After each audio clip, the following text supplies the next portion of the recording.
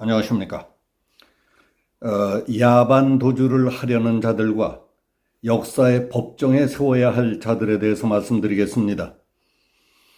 더불어민주당은 15일 박홍근 원내대표 외 171명 소속 의원 전원의 발의로 이른바 검수완박 검찰 수사권 완전 박탈 법안인 형사소송법과 경찰청법 개정안을 국회에 제출했습니다. 다음 주에는 법제사법위원회에서 이 법안을 상정 처리한 뒤 이달 본회의에서 표결에 붙여 윤석열 대통령 취임 직전인 내달 3일 국무회의의 공포까지 끝마친다는 계획입니다.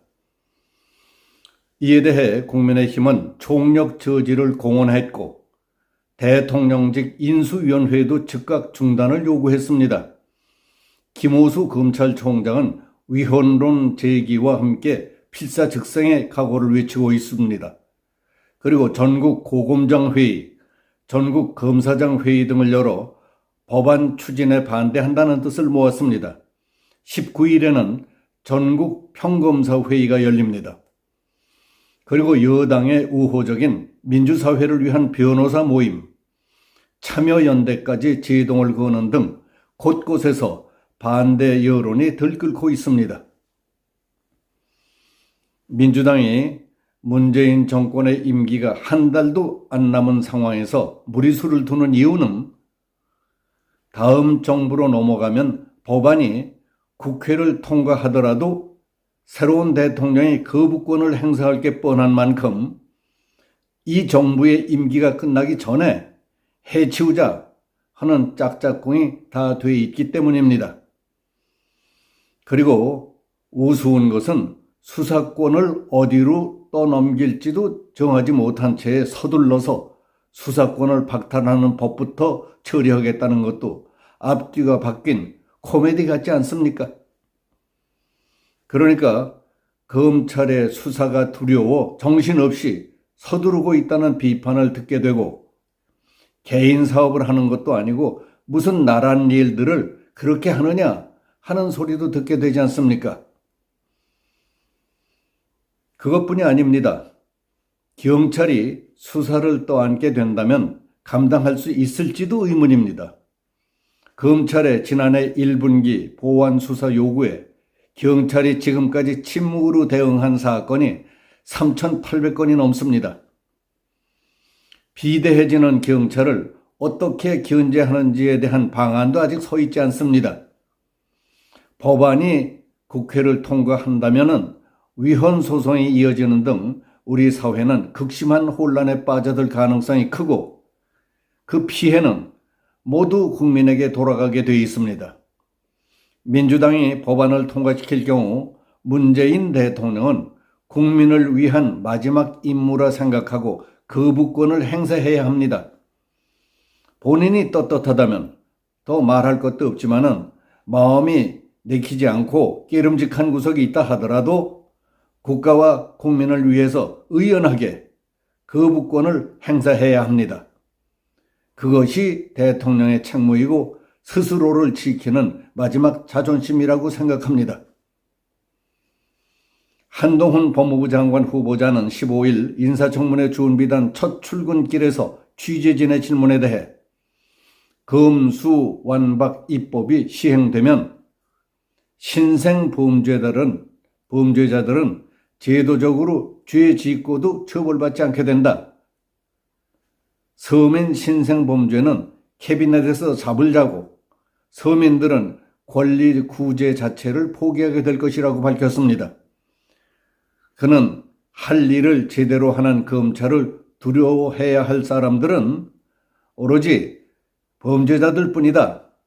이 법이 통과된다면 국민들이 입게 될 직접적인 피해가 너무 즉각적이고 심대하다고 걱정했습니다. 이어 이달 중 입법을 추진하는 더불어민주당에 대해 지난 5년 동안 무슨 일이 있었길래 이렇게 명분 없는 야반 도주국까지 벌여야 하는지 국민들께서 많이 궁금해하실 거라고 말했습니다. 중요한 것은 이 법안이 통과되면 장기적으로가 아니라 즉각적으로 대단한 혼란이 있을 것이고 국민들의 피해가 많아질 것이라며 사법 시스템 업무에 종사하는 모든 사람들이 거기에 대해서 그만큼 절박하게 말한다는 것은 직업윤리이면서도 양심의 영역이라고 생각한다며 법조계 의견에 힘을 실었습니다. 한 후보자는 법무부 장관의 상설특검과 관련해 상설특검 제도는 법무부 장관에게 부여되어 있는 임무 중 하나라며 어떤 특정 사건이라든가 방향을 전제로 해서 제가 지금 단계에서 말씀드리는 것은 괜한 오해만 불러일으킬 것 같지만은 업무 처리는 공정하고 누구에게나 똑같을 거라는 점을 약속드리겠다고 했습니다. 말 한마디 한마디와 논리가 맞고 정정당당해 보이니까 신뢰가 가지 않습니까? 윤석열 정부의 장관 후보자들 가운데 국방장관 후보자인 이종섭 예비역 중장의 말도 오랜만에 든든하고 믿음직스러웠습니다. 그는 장병들을 교육시키는 콘텐츠 가운데 바로잡아야 할 것은 바로잡아야겠다며 장병들이 올바른 안보관을 갖도록 하겠다고 밝혔습니다. 대통령직 인수위원회 내부 분위기와 장관 후보자의 발언 등으로 볼 때 윤석열 정부의 국방백서에는 우리의 주적은 북한이라는 것을 명확히 하고 군의 교육훈련과 군심을 한 방향으로 모으는 것을 핵심 목표로 하겠다는 것을 느낄 수 있었습니다. 이 후보자는 훈련은 군의 기본 임무이고 훈련하지 않는 군대는 존재 의미가 없다며 코로나 대유행 이후 축소하거나 사라진 야전 실기동 훈련을 정상화할 뜻도 밝혔습니다. 특히 대규모 실기동을 동반한 한미연합훈련과 관련해 군이 기본 임무를 수행할 수 있는 여건을 만들어줘야 한다며 연합훈련 복원도 같은 차원에서 이해해달라고 말했습니다. 문 정권은 지난 2018년 국방백서 때부터 주적은 북한이라는 개념을 없애버리고 주권, 국토, 국민, 재산을 위협하고 침해하는 세력을 우리의 적으로 간주한다는 문구로 대체했습니다. 2018년 4월 판문점 남북정상회담 후로는 북한을 대상으로 하는 정신교육은 일체하지 않았던 것으로 드러났습니다.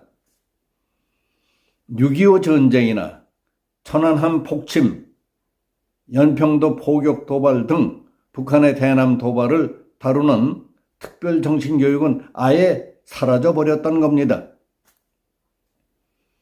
이처럼 한심하게 찌그러들고 있는 군의 엉성하고 한심하기 짝이 없는 모습을 보다 못한 육사 총구국동지회 박필규 국장은 오죽했으면 문재인 정권 3인의 국방부 장관을 역사의 법정에 기소한다는 글을 써서 공개했겠습니까?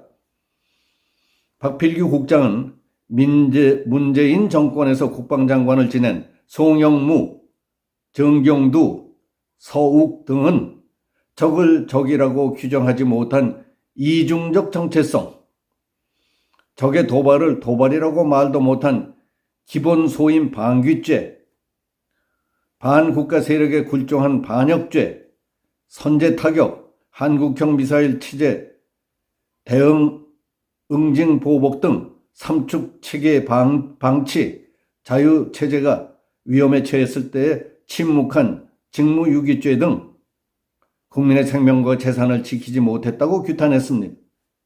국방부 장관은 통치자의 비위를 맞추는 관료가 아니라 직원과 조언으로 통치자를 바르게 인도해야 하는 안보의 수장임에도 불구하고 자기 자리 보존에 연연하여 손바닥으로 하늘을 가리는 부끄러운 행위를 했다. 3인의 죄를 군사법정에 세워서 최고형에 처해야 한다고 절규했겠습니까? 아수라장이 되다시피 한 이 험악한 판에 지난 5년 동안 무슨 일이 있었길래 이렇게 야반 도주극까지 벌이느냐고 하고 병력 같은 꾸지람을 내린 한동훈 법무부 장관 후보자와 국가안보의 수장으로서 반국가 세력에 굴종해 반역죄를 저지른 3인의 국방장관을 얼굴을 들기 어려울 정도로 닥달한 박필규 국장의 의협심과 용기에 경의를 표합니다. 여기서 마치겠습니다. 감사합니다.